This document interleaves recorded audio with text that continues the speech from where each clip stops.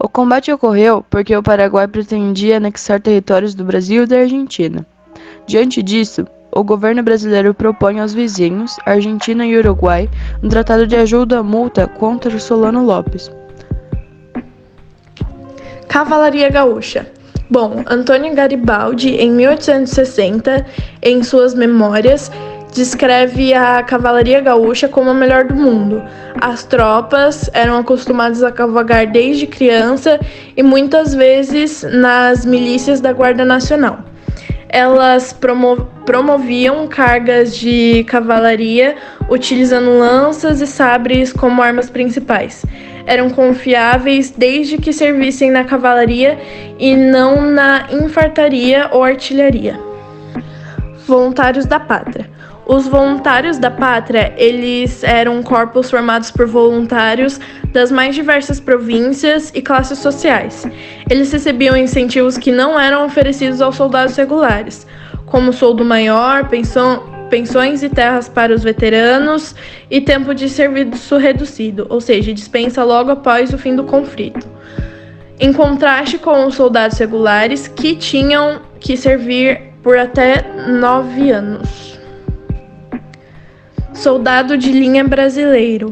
O exército brasileiro era formado em parte por pessoas recrutadas à força, geralmente pobres, mendigos e negros libertos, e era comum usar correntes para levar os voluntários até a corte para evitar a deserção.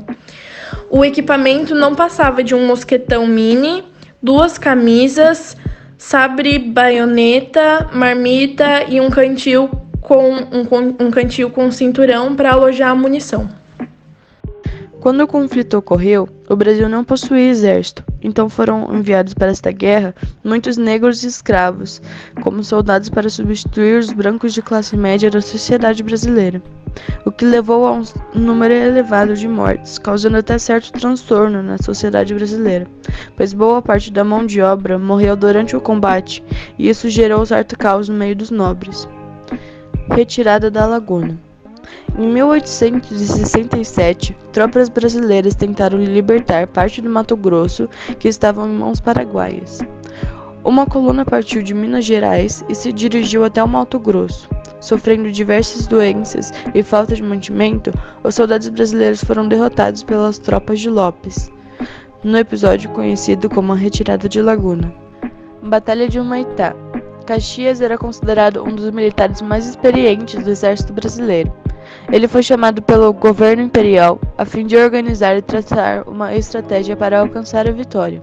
Dessa maneira, ele foi o responsável por uma série de triunfos militares que tinham como objetivo conquistar o Forte de Humaitá, capturado em 19 de fevereiro de 1868.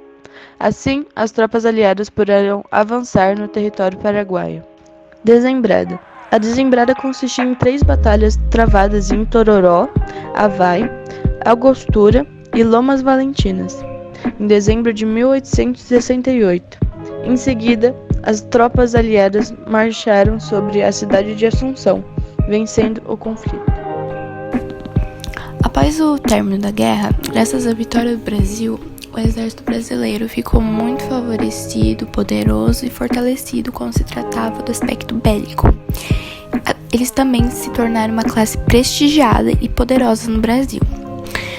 Eles eram muito influentes quando se tratava do cenário político nacional daquela época, e graças a isso, eles começaram a defender o modelo de política republicano, porque quando eles estavam lutando e tal, eles viram essa política diferente nos seus países e eles se interessaram.